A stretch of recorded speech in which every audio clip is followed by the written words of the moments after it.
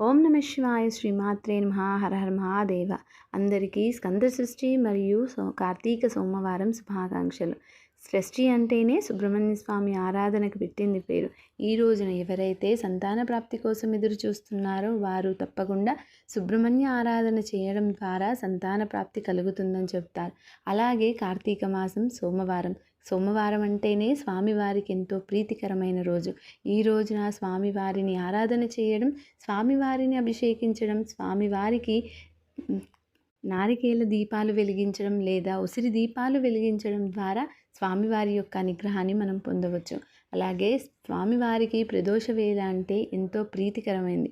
ప్రదోష వేళ స్వామివారిని అభిషేకించడం ద్వారా మనం కోరుకున్న ధర్మబద్ధమైన ఏ కోరికలైనా తప్పకుండా స్వామివారు నెరవేరుస్తారు అని చెబుతారు.